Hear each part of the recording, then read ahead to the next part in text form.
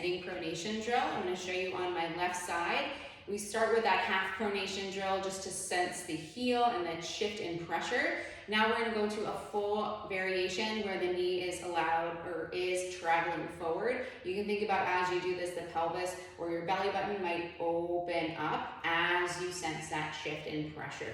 So starting in that staggered stance, I'm starting from that negative shin angle. Remember, not fully locking out, but just coming so soft back. So we start at that more negative shin angle. This is my left foot. So essentially I'm going to sense that pressure on the outside edge of the heel. And then as I come forward into my full rep, you'll notice it's like my knee kind of almost like I'm nudging it forward a little bit. It's soft. It is coming forward. My body will travel with it, but I don't want to kind of be like this. So I'm allowing that knee to soften. I'm shifting the weight from the outside to the inside edge of the heel and allowing that shift in weight to go all the way forward in my foot towards the big toe. And then when I shift back, I'm feeling that kind of diagonal shift in pressure. As I kind of straighten and come back, I'm sensing the outside edge of my left heel. Okay, it can be helpful to take your arm out front like a bow and arrow, feeling and sensing that pressure shift towards the big toe mound, but not losing the pressure in the heel. So the heel must stay heavy throughout this as we come and think about transferring that line of pressure back towards the heel, the outside edge of the heel. You also don't want to lose the big toe.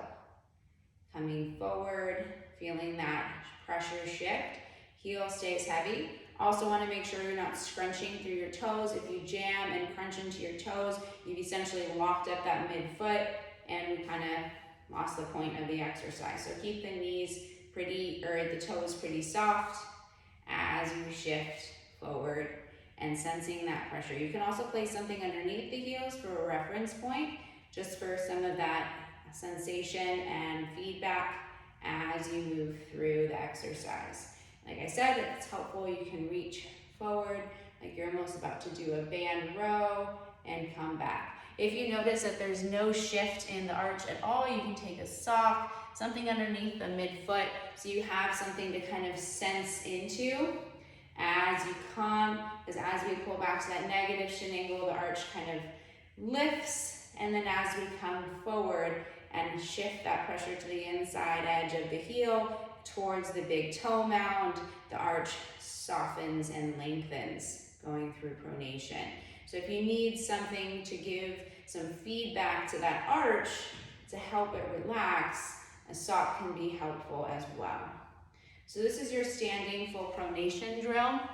So once again, you're in that staggered stance, knee comes and softens to that kind of back shin angle, feeling that weight in the right lateral heel, and then as we shift forward, can reach the arm forward, the weight shifts towards that big toe mound, inside edge of the heel, arch softens, and then when I come back slow, like you're going through quicksand, I'm bringing the knee back to its starting negative shin angle position, finding the outside edge of the heel, and the arch will lift. Keep your gaze forward. I know I keep looking at the camera. And coming back, arch, lift, slow, even slower than I just did, like you're going through quicksand. I know I struggle to maintain contact with the big toe mounds in this position, so placing something underneath there would be helpful for someone like me.